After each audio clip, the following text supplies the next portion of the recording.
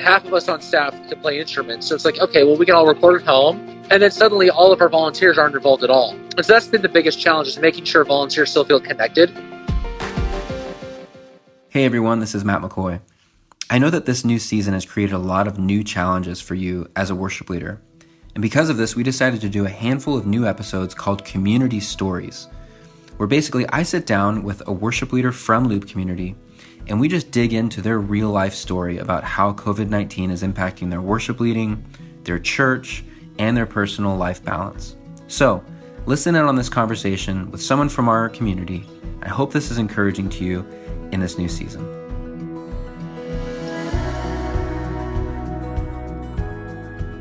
Andy, what's up, man? How's it going? Bro, I like your face mask. Yeah, dude, the guy that did all the artwork for Nine Inch Nails for years is making all these glitch VHS face masks, and they're so cool. That's pretty cool. It says Nope, right? Nope. Yeah, that is so awesome, man. Yeah. Where'd you even get it? You had to order it? You ordered it online? Threadless is doing face masks now. Dude, that's awesome, man. Where are you? Are you at the church? Yeah, just got back from lunch. We're in the lobby. We're kind of getting ready. We have some instrumentalists coming in about an hour or so.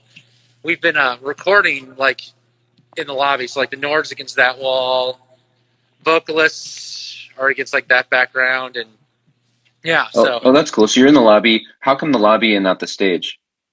Well, I mean, the stage is set up to look cool when you have lots of people on it. Yeah, right. But the stage is great, dark, and purple lights and all that stuff.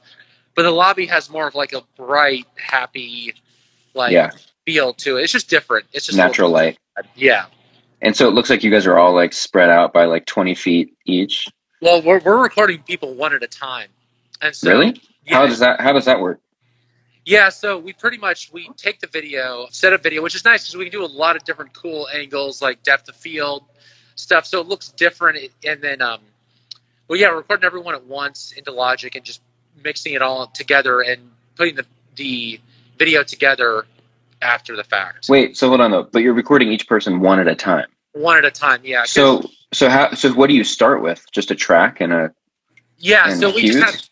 just have the track click and cues, and then we load in the premium track so people are able to sing to, because we start with the lead vocalist usually, and so people are able to sing to the full track, and then it doesn't matter what order people come in. So if the bassist comes in before the drummer, the bassist can play to the premium track drums, and it's still not feel weird when the drummer comes in and plays on the SPD.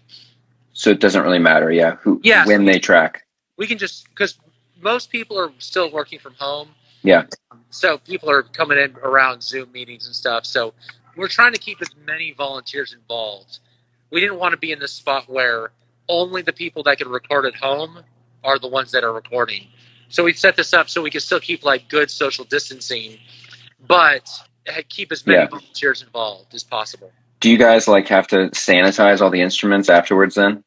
I mean, we just use wipes on the microphones because it's only one keys player, one guitar. So okay. We just asked everyone to wear masks and wipe down the microphones, because when this first started, somebody was scheduled that ended up a week later testing positive for coronavirus. Oh my gosh. Yeah, and so he texted me and said hey, somebody I was with last week just tested positive. I feel fine, but I can still come to rehearsal. And we're like, no, you're not coming to rehearsal. And so ever since that, where it's if he had come, we would have all gotten sick. We've been extra cautious because I don't want to take the team out of commission. Yeah, that's crazy. So do you guys record one song at a time or a whole set list at a time? We just record one song at a time, and then the video people do the transitions. Okay. Yeah. Wow. And it's all just one take, straight through the song, and that's it? Straight through the song, yeah. We start out, they hear a cue, they clap to make sure it all lines up, and it's straight through the song, warts and all. We've been trying to do, the first take. We're hey, if you showed up on a Sunday and did it, this is what it would sound like. Because we don't want it to feel like a performance. We want to feel like they're naturally worshiping well. And so we don't want to get to the end of it, and they've obviously done a ton of takes. It's just one take straight through. Sometimes we'll do another one just to be sure. But yeah. And then you just mix it all down in Logic. Yeah, I mix it down in Logic while the video people, at the end of the day, I'll bounce out a rough mix. And then while the video people are splicing together all the videos, I'm working on the mix in Logic. And then once that's done, we then put it all together with like the full service, because we have the pastor's recorded at his house. Our guy that hosts records at his house. And it's just one big thing that's spliced together when it's all said and done for online. Dude, it probably sounds and looks better than like even if you guys were to do it live on a weekend, right? It's different. Like the best week was the last week we got the whole band together, and it was like we multi-tracked it and mixed it in post. I'm like, oh, this sounds like a live record. Well, that was like 1 week, and then the stay-at-home orders happen. So we're like, okay, we got to keep people safe. Do you guys have any ideas of maybe when you're going to go back to meeting? We have a task force, kind of like a team of people on our staff that are working on that. So they haven't, like, I can't speak for them, but our old pastors, he went to be a pastor of a multi-site church in Texas called Lake Point, and they just posted an update saying that they're not having services until they can have services like normal. So they're not doing a phased approach, just because you can't ask kids to social distance. Yeah. Like, you could say like, okay, we can have 200 a service or half capacity or whatever. So it's such a changing situation.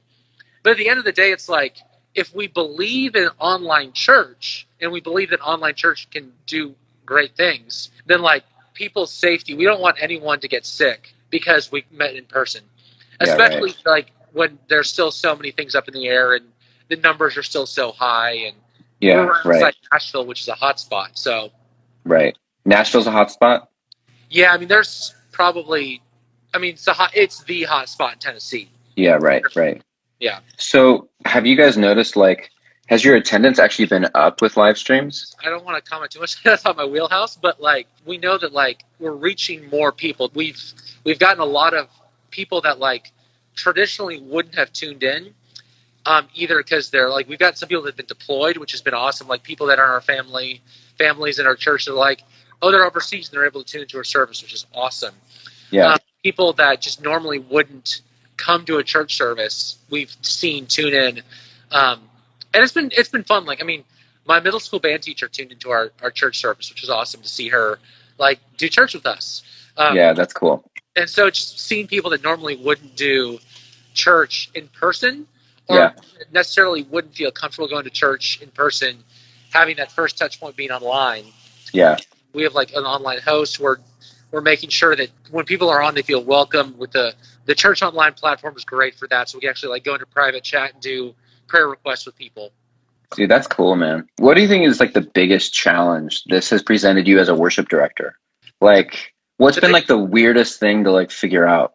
Man, the weirdest thing is just figuring out what works best for our team. Like, so we initially did like everyone recording at home, and we were literally dropping off like recording gear at their house so they could record themselves at home with an iPhone. And it was okay, but there was like constant text back and forth, and we kind of quickly realized that wasn't the best for our team. We knew we could easily fall into a pattern where half of us on staff could play instruments. So it's like, okay, well, we can all record at home, and then suddenly all of our volunteers aren't involved at all. And so that's been the biggest challenge, is making sure volunteers still feel connected. We're starting this Thursday doing like a Thursday night Zoom call with our team just to keep everyone checked in. Like Slack, our entire team's on Slack, and that's been a huge benefit right now. Everyone connected, like people are posting prayer requests and verses and jokes and just because we can't see each other every week, but we're still able to stay connected, which has been huge. Man, those are some good tips, man. Yeah, because it's like, how do you keep everybody involved but still keep the quality up too? Because not everybody knows how to like record at home. Exactly. And you don't want to like just write them out because you can record and play. Exactly. So, we could easily, like, I can play keys every week. Our kids director can sing and play keys and guitar. It's like we can easily do it all from ourselves, but that's not the point. Like, the joke at our church on staff is you can get fired from doing your job. Like, we want to work through volunteers and equip people for ministry, because it's not just about us executing. It's about us people like live out their calling. Yeah, dude, that's so good. I think that's honestly, these are some really great tips for worship leaders. I really like the idea of recording one person at a time. I don't think I've seen anybody else do that. That's actually like really smart, I feel like. Yeah, Crosspoint Nashville, they're doing, a lot of people are doing that at home, and it was easier for us to do it all in person, but one at a time. Yeah. Well, and then it's consistent. Yeah, and we thought about getting people together, but it's just not the time yet. Yeah, right. Well, Andy, thanks for joining me, man, and for just sharing your story and what's going on. I hope you are all feeling well, staying safe. That mask I'm sure is effective. Oh yeah, it's fun. It feels like every time someone shows up to record, it feels like we're getting robbed.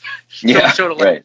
The bandana, it's like, all right, give me all your money. Right. Like, yeah, it's funny. I also keep seeing your glasses fog up too. Oh, it's the worst. I normally wear contacts when I wear my mask, and I forgot to today, and it's just been the worst. Yeah, I know the pain. All right, brother. Good hanging out. Good talking. Cool, man. Get back to work. All right. See you, man. Have a good one.